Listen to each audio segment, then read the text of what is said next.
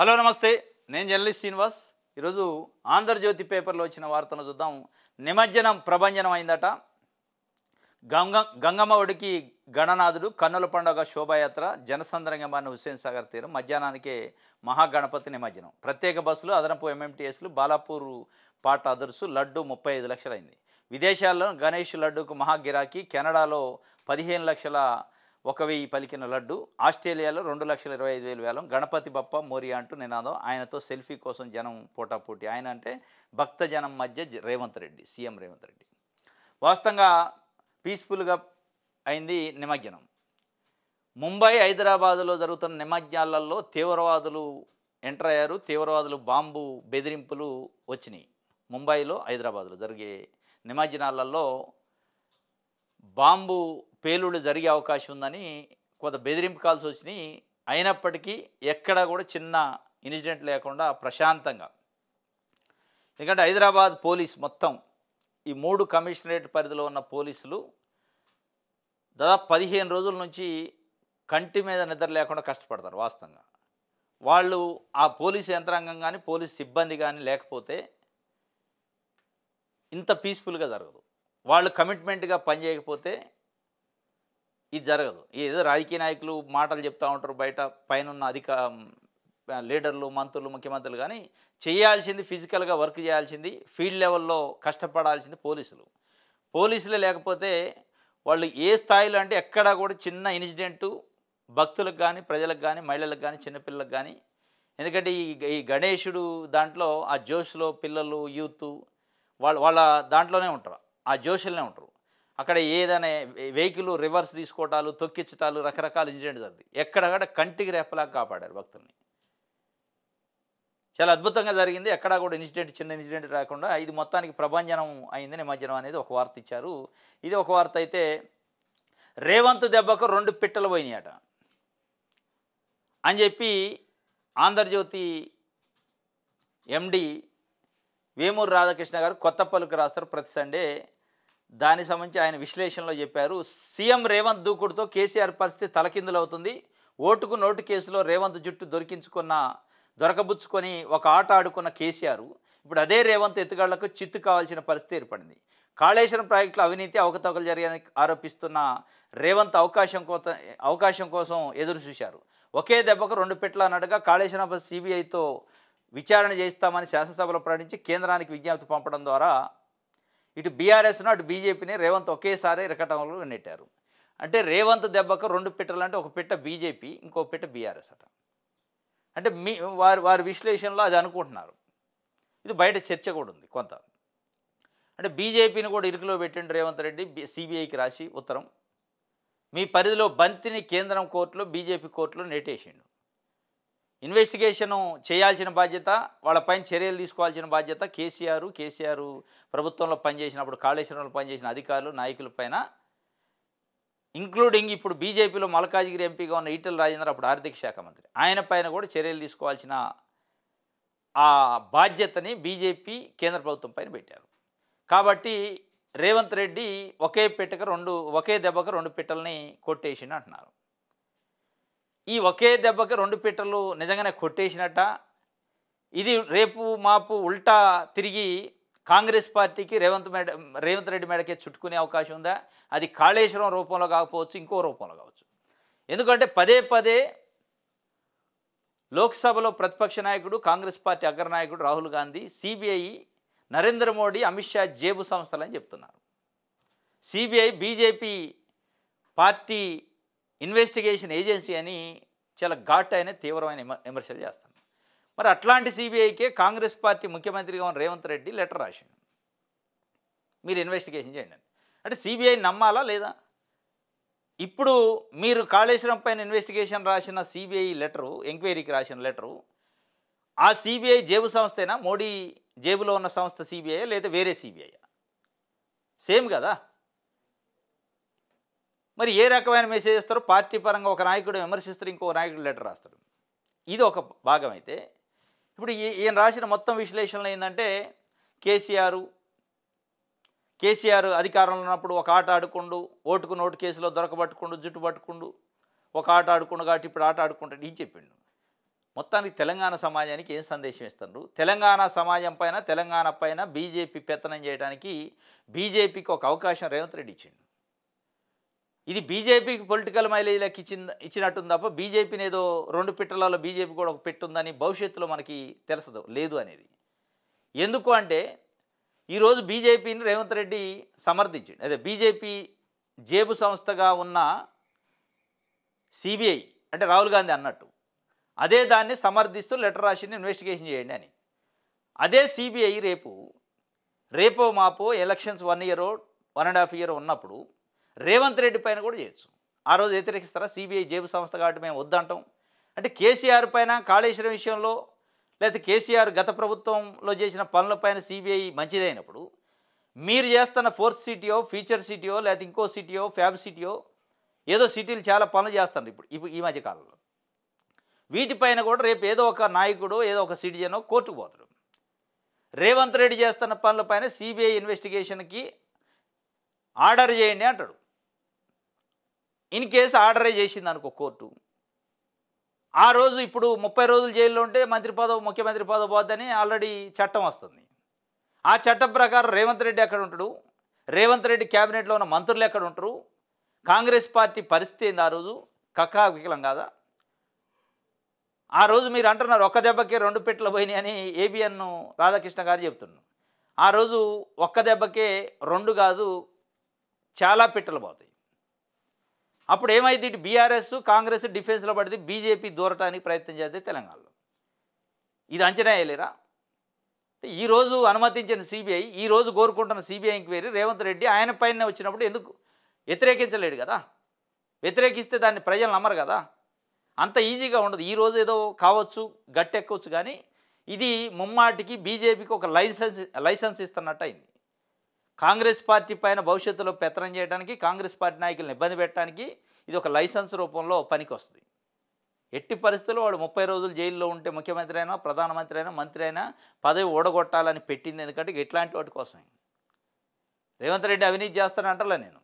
రేవంత్ రెడ్డి అవినీతి చేసినా చేయకపోయినా అవినీతి మరకంటించి సిబిఐ ఎంక్వైరీ చేయించి అవసరమైతే అరెస్ట్ చేసి జైల్లో పెట్టి రేవంత్ రెడ్డి కావచ్చు, అందులో ఉన్న మంత్రులు కావచ్చు, భవిష్యత్తులో చెయ్యరని గ్యారంటీ ఏంటి? ఆ రోజు ఎట్లా వ్యతిరేకిస్తారు సిబిఐని? ఈరోజు అనుమతించినప్పుడు, ఈరోజు కోరుకుంటున్నప్పుడు కాళేశ్వరం పైన ఆ రోజు కూడా కోరుకోవాలి కదా? కోరుకొని 30 రోజుల పాటు జైల్లో పెట్టిన తర్వాత రిలీజ్ చేసిన తర్వాత మీరు చెప్పుకోవచ్చు మేము ఆనిముత్యమే, కడిగిన ముత్యమే, బీజేపీ కక్ష సాధింపని. ఎస్, కక్ష సాధింపే ఉంటుంది. ఉండి కూడా వాళ్ళు కావాలని చేస్తారు, కక్కా వికలం చేస్తారు. ఎన్నికల ముందు ఎవరికి ఎవరో తెలవని పరిస్థితి చేస్తారు. అప్పుడు బీజేపీ సస్టైన్ అయ్యే అవకాశాన్ని తెచ్చుకుంటారు వాళ్ళు. దానికోసం లైసెన్స్ ఇచ్చినట్టుంది తప్ప ఈ ఒక్క దెబ్బకు 2 పిట్టలు, రేవంత్ దెబ్బకు 2 పిట్టలు అంటే మోడీ, అమిత్ షా దెబ్బకి చాలా పిట్టలు ఇప్పటికే రాలిపోయినాయి దేశంలో. వాళ్ళు మామూలు ఏం కాదు, ఎత్తుకు పై ఎత్తులు వేస్తూ ఉంటారు, టైం కోసం చూస్తూ ఉంటారు. అటు ఈ ఈ ఈ ఎత్తుగాడలు, ఈ దెబ్బలు, ఈ పిట్టలు కాదు, కానీ ప్రజలకు పనిచేయండి, ప్రజలను మెప్పించండి, ఒప్పించండి. ప్రజలకి రేవంత్ రెడ్డి శబాష్ పని చేసిండి అనిపించండి. ఇక మొత్తం కాళేశ్వరం పైన కేసీఆర్ గత ప్రభుత్వంలో పనిచేసిన మంత్రులు, ఎమ్మెల్యేలు లేకపోతే అధికారుల పైన ఎంక్వైరీ చేసిన కాబట్టి అయిపోయింది, బీఆర్ఎస్ కొలాప్స్ అయింది అనుకున్న తప్పే. అట్లా మనం గతంలో చాలామంది చూసినాం. ఆంధ్రప్రదేశ్ మాజీ ముఖ్యమంత్రి వైఎస్ జగన్మోహన్ రెడ్డి పైన 2012లో 16 నెలల పాటు జైల్లో పెట్టింది ఇదే సిబిఐ. ఇదే సోనియా గాంధీ ఆధ్వర్యంలో యూపీఏ చైర్పర్సన్గా ఉన్నప్పుడు సిబిఐ కేసు పెట్టింది, లోపటేసింది. ఈడీ కేసు పెట్టింది, లోపటేసింది. 16 నెలల తర్వాత ఆయన బయటకు వచ్చిండు. 2019లో ముఖ్యమంత్రి అయ్యిండు. ఇప్పుడు ఆ కేసులు ఇంకా నడుస్తూనే ఉన్నాయి. అంటే ఏబిఎన్ రాధాకృష్ణ గారు ఏమంటారంటే ఎన్నికల కల్లా కేసీఆర్ క్లీన్ చీట్ ఇవ్వకపోతే ఇక ఆయన దెబ్బతింటాడు. క్లీన్ చీట్లు రావు. సిబిఐ, ఈడీ కేసులు లేదా కోర్టు కేసులకి వాళ్ళ రాజకీయ జీవితం అంతా అయిపోయిన దాకా కూడా క్లీన్ చీట్లు రావు, వాయిదాలు పడుతూనే ఉంటాయి. మనం చూడటం ఎంతమంది. చంద్రబాబు నాయుడు గారి పైన 19 కేసులు ఉన్నాయి, జగన్మోహన్ రెడ్డి పైన కొన్ని కేసులు ఉన్నాయి, చాలా కేసులు ఉన్నాయి. ఆల్రెడీ జైలుకు పోయి వచ్చిండు. అనేక మంది జైలుకు పోయి వచ్చిన వాళ్ళు ముఖ్యమంత్రులు అయ్యారు. ఆయన ఎగ్జాంపుల్ ఏంటంటే కేజ్రీవాల్ని జైలుకు పంపారు, సింపతి రాలే, కేసీఆర్ని జైలుకు పంపినా సింపతి రాదు అంటాడు. కేసీఆర్ వేరు, కేజ్రీవాల్ వేరు. కేసీఆర్ ప్రత్యేక రాష్ట్రం కోసం ఉద్యమం చేసిన నాయకుడు. ఆయన టచ్ చేయాలంటే ఇలా కేంద్రంలో ఉన్న బీజేపీ కానీ రాష్ట్రంలో కాంగ్రెస్ పార్టీ కానీ భయపడే పరిస్థితి. ఏదో మాటలు చెప్తారు కానీ అనివార్యంగా టచ్ చేసినప్పటికీ, జైల్లో పెట్టినప్పటికీ బీఆర్ఎస్ పార్టీ పతనం అయితే కానీ కాంగ్రెస్ పార్టీ ముందుకు వచ్చే పరిస్థితిని బీజేపీ రానియదు. ఎట్టి పరిస్థితుల్లో బీఆర్ఎస్ని ఒకవైపు ఒక్కొక్క ఆకు తుంచేసుకుంటేనే కాంగ్రెస్ పార్టీ పైన కూడా భవిష్యత్తులో పడే అవకాశం ఉంటుంది. టైం చూసి సిబిఐని ఉపయోగిస్తుంది. ఆ రోజు ఆ సిబిఐని మోడీ చేతిలో జేబు సంస్థ, మోడీ జేబు సంస్థ అనలేము. ఈరోజు అనుమతించినాం కాబట్టి. ఇది ఒక వార్త. రైట్. ఆంధ్రప్రభ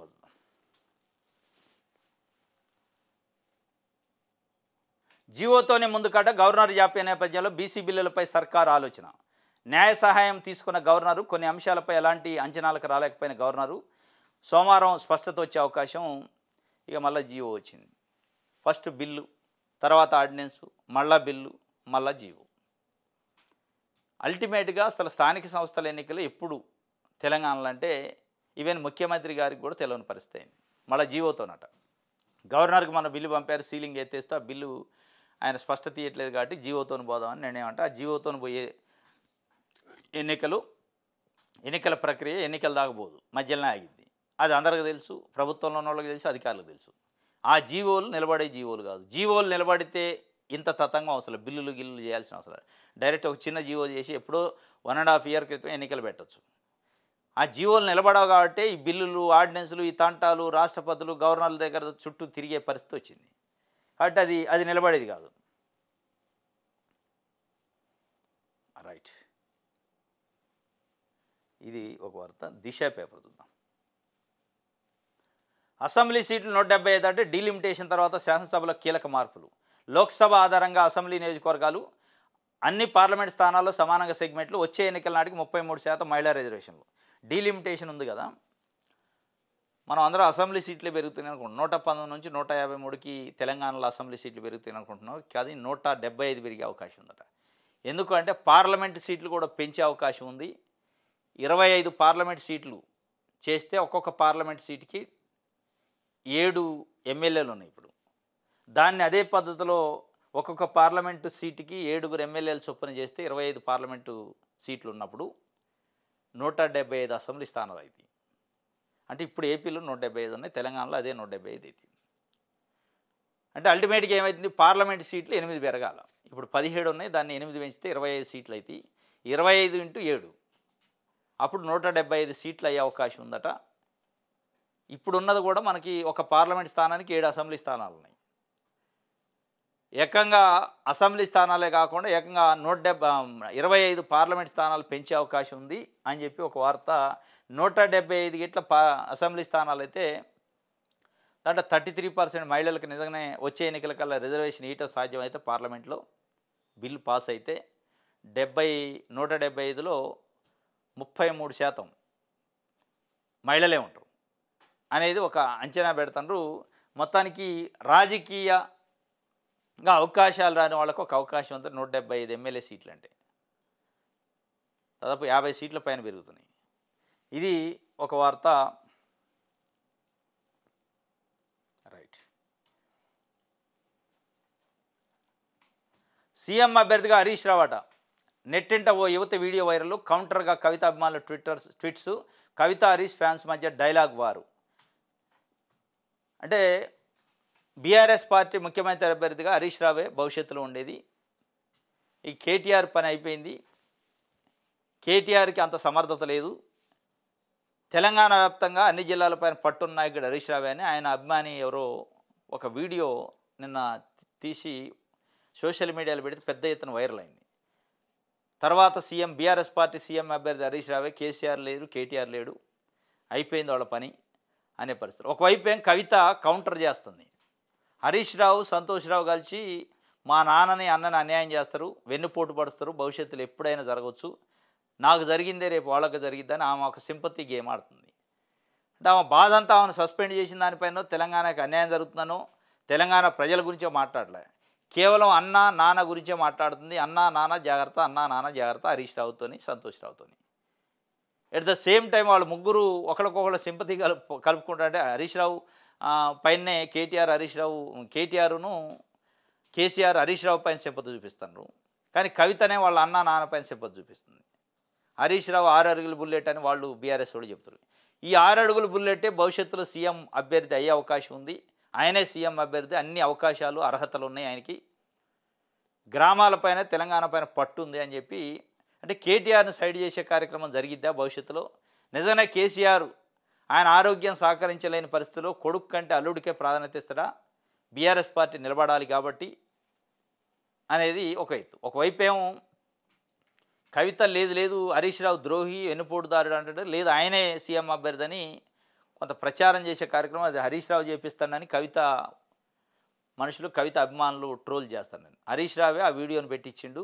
హరీష్ రావు నిజ స్వరూపం మీద బయటపడదు. ఇప్పుడు ఆయన స్కెచ్ ఏందో బయటపడది. మా కవిత అక్క చెప్పింది కరెక్టే, వెన్నుపోటు పడటాన్ని చూస్తుంటూ సమయం కోసం సందర్భం కోసం సందర్భం వచ్చింది కాబట్టి అని మొత్తాన్ని సీఎం అభ్యర్థి అయిపోయాడు హరీష్ రావు.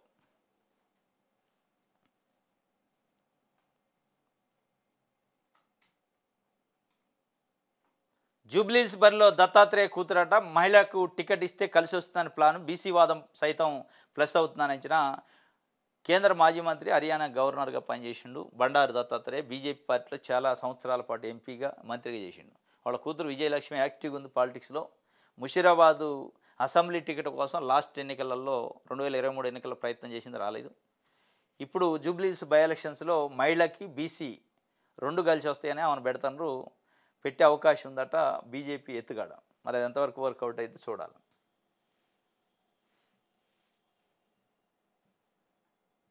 రైట్, వెలుగు పేపర్ చూద్దాం.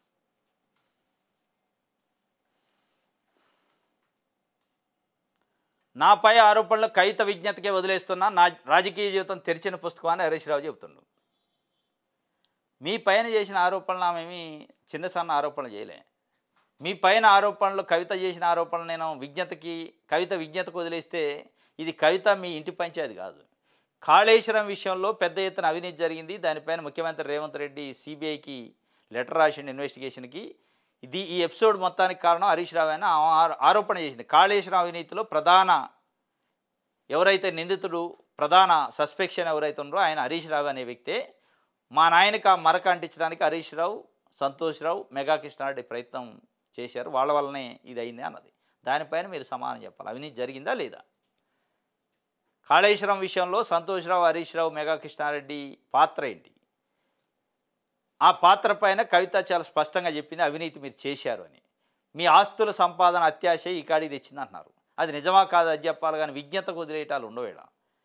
మీ విజ్ఞత ఆమె విజ్ఞత ఉండదేడా? ఇది తెలంగాణ సమాజం ముందు మీరు ఈరోజు సమాధానం చెప్పాల్సిన పరిస్థితిలో ఉన్నారు. కానీ సింపుల్గా ఆయన ఏమండు, కవిత విమర్శలను ఆమె విజ్ఞతకే వదిలేస్తున్నా. ఆమె ఏం విమర్శ చేసింది? వేరే ఏదైనా మీ వ్యక్తిగతంగా విమర్శ చేస్తే హైట్ ఎక్కువ ఉండడానో, హైట్ తక్కువ ఉండానో, ఎర్రగా లేడానో, నల్లగా ఉండానో ఇట్లాంటివి చేస్తే ఆయన మీ సొంత విషయాలు.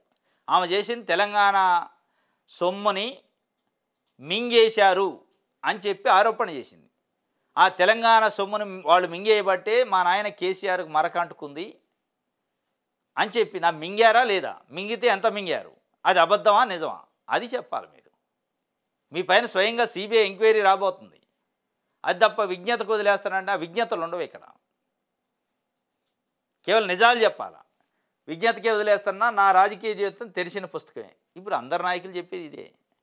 ఏ నాయకుడు కూడా ఏదన్నా అవినీతి ఆరోపణలు వస్తే నా జీవితం తెరిచిన పుస్తకమే అంటారు. అది తెరిచినట్టే ఉంటుంది కానీ ఏమీ కనపడదు అందులో. చాలామంది రాజకీయ నాయకులు జైలుకు పోయించిన వాళ్ళు కూడా నా జీవితం తెరిచిన పుస్తకమే, నా జీవితం అంతా ప్రజల కోసమే. కానీ అత్యంత ధనికమైన ముఖ్యమంత్రులు, అత్యంత ధనికమైన వ్యక్తులు అవుతారు. ఈ తెరిచిన పుస్తకాలు మరి ఏమి కనపడిన పుస్తకాల కింద ఎందుకుంటున్నాయి? ఈ తెరిచిన పుస్తకాలు మీ ఆస్తులు, మీ ఆదాలు, మీరు ఫస్ట్ రాజకీయాల్లో రాకముందు ఎంత ఉన్నాయి, ఈరోజు ఎంత ఉన్నాయి, మీ పుస్తకంలో ఉంటుందా అంటే ఉండదు. అవి తెరిచే ఉంటాయి కానీ ఖాళీ పేజీలు ఉంటాయి. తెరిస్తే ఏం సుఖం? మొత్తం రాసిన పేజీలు ఉంటే, నిజాలున్న పేజీలు ఉంటే, పుస్తకం ఉంటే ఆ పుస్తకంలో తెరిచి చూస్తే ప్రజలకి ఏమైనా అర్థమైంది. ఖాళీ పేజీలు ఉన్న పుస్తకాన్ని తెరిచి చూపించి ఇగో తెరిచిందే నా పుస్తకం అంటే అది తెరిచినట్టు కాదు, అది అబద్ధాల పుస్తకం. అది కవిత అయినా, హరీష్ రావు అయినా, కేటీఆర్ అయినా, ఇంకొకరైనా, కేసీఆర్ అయినా, ఏ నాయకుడైనా తెరిచిన పుస్తకం అంటే అది అబద్ధం. రాజకీయ నాయకుల పుస్తకాలు తెరిచే ఉంటాయి కానీ కనపడవు. నిజమైన పుస్తకాలు వేరే ఉంటాయి. ఎట్లయితే అసెంబ్లీకో పార్లమెంటుకో పోటీ చేసేటప్పుడు అఫిడవిట్ సబ్మిట్ చేస్తారు ఎన్నికల కమిషన్కి, అందులో అన్నీ రాసినట్టే ఉంటుంది కానీ రాయరు, చూపి రాస్తులు. ఇది జరుగుతుంది. ఆయన విజ్ఞతకు వదిలేస్తా అంటాడు. మోదీ గొప్ప ప్రధానట, ఆయనతోనే నేను ఎప్పుడూ స్నేహంగానే ఉంటా ట్రంప్ చెబుతున్నాడు. కానీ ప్రస్తుతం ఆయన చేస్తానని నాకు నచ్చడం లేదు. జ్ఞానోదయం అయినట్టుంది డొనాల్డ్ ట్రంప్కి. ఈ మధ్య తిక్కగా పిచ్చి పిచ్చిగా చేసిండు ఒక 2-3 నెలల పాటు. సుంకాలు విధించటం, భారతదేశం నుంచి చదువుకోవడానికి పోయిన విద్యార్థులను మెడబట్టి గెంటటం, ఉద్యోగాలు చేస్తున్న వాళ్ళని ఇబ్బంది పెట్టడం, రకరకాలు చేసిండు. ఇక చూసిండు మోడీ చైనా పోయిండు. ఎప్పుడైతే చైనా ల్యాండ్ అయిందో ఇక వణుకు పుట్టింది డొనాల్డ్ ట్రంప్కి. మోడీ సన్నసిన్నోడేం కాదు, చాలా వ్యూహాత్మకంగానే పోయిండు. భారతదేశం అంత ఈజీగా మనం అనుకున్నంత తక్కువ స్థాయిలో లేదు. అంటే ఒక అహంకారపూరితంగా చేసిండు. నేను అగ్రరాజ్యం, నా చేతిలో పైసలు ఉన్నాయి, నేను ఏదంటే చేస్తా అంటే 140 కోట్ల మంది భారతదేశం, 140 కోట్ల మంది ఆత్మగౌరవ సమస్య. నువ్వు చేసినంత ఈజీగా ఉంటుంది. ఇప్పుడు కుడితిలో పడ్డలకైంది డొనాల్డ్ ట్రంప్ యుఎస్. మోడీ చాలా మంచి ప్రధానమంత్రి, నాకు మంచి స్నేహితుడు, కానీ ఇప్పుడు చేస్తానే నచ్చట్లే. ఏంటిది ఇప్పుడు చేసేది? నువ్వు ఇప్పటిదాకా చేసింది ఏంటి మరి? ఈ మాట నరేంద్ర మోడీ ఎప్పుడు అనలే. డొనాల్డ్ ట్రంప్ నాకు స్నేహితుడే, కానీ డొనాల్డ్ ట్రంప్ చేసే నాకు నచ్చట్లేదు అనలే. సైలెంట్గా పోయిండు, చైనాలో దిగిండు, రష్యా అధ్యక్షుడిని పిలిపించుకొని ముగ్గురు కూర్చున్నారు. ఒక టేబుల్ మీటింగ్, ఒక కాఫీ తాగి వచ్చినా వాళ్ళు ముగ్గురు కలిసి కూర్చొని ఒక కాఫీ తాగి వచ్చినా కానీ కేవలం పోయి పర్యటించి వస్తేనే అమెరికా వెన్నులో వణుకు పుట్టిందంటే, నిజంగా కూడా స్నేహం చేస్తే, బలమైన స్నేహం చేస్తే ఇక అమెరికా పరిస్థితి ఏంది? చిగురుటాకులకు వణికిపోద్ది. లేదంటే తిక్క వేషాలు వేసాడు. పాకిస్తాన్తో వ్యాపార సంబంధాలు, పాకిస్తాన్కి మద్దతు ఇయటాలు, ఆపరేషన్ సింధూర్ నేనే ఆపినా అంటాం, ఏది పడితే అది మాట్లాడాడు. ఈరోజు మళ్ళా దారికి వచ్చినాడు, జ్ఞానోదయం అయింది డొనాల్డ్ ట్రంప్కి. ఇది ఈరోజు న్యూస్ అనాలిసిస్. రేపు తాజా వార్తలతో తిరిగి కలుసుకుందాం. Thank you.